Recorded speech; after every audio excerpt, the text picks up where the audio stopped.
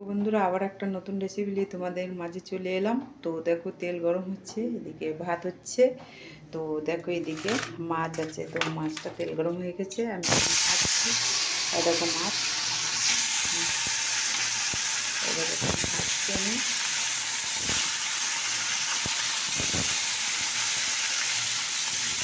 তো চলো তোমরা দেখতে থাকো। ঠিক আছে বন্ধুরা, এটা উল্টিয়ে দিচ্ছি মাছটা, এটা আগুন হবে। তো তোমরা দেখতে থাকো।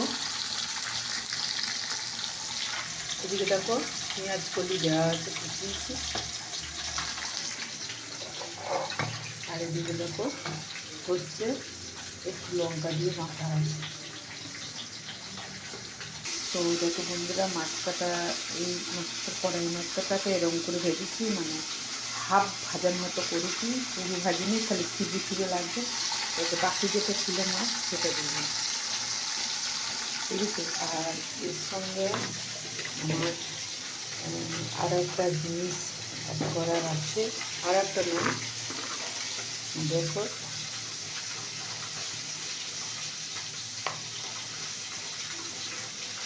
লঙ্কা গুঁড়ো, লঙ্কা গুঁড়ো, দিকে হলুদ,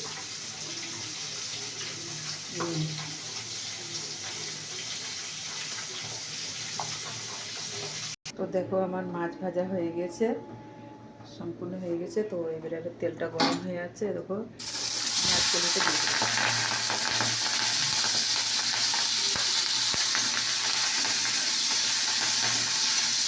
করে ফুটছে।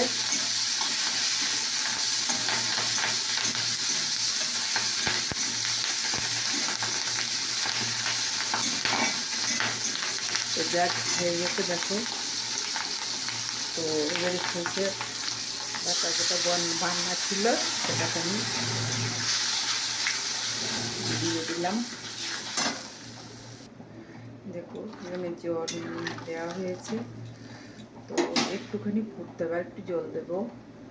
তো দেখো বন্ধুরা আমার ঝোল ফুটতে লেগেছে, এবার আমি এই মাছ ভাজাগুলো সব ফেলে দেবো।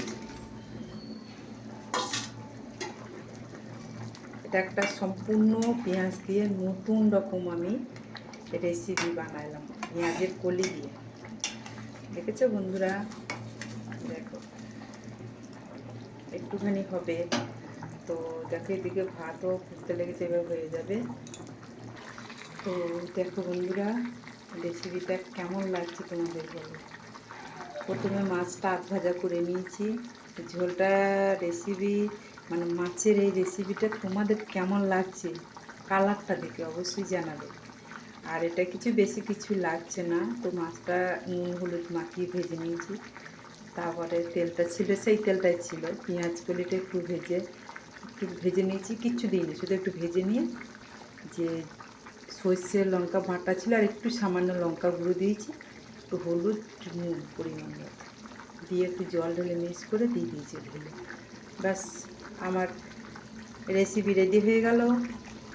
তা তোমাদের এই রেসিপিটা কেমন লাগলো অবশ্যই কমেন্ট করে জানিও। ঠিক আছে, চলো টাটা, বাই বাই।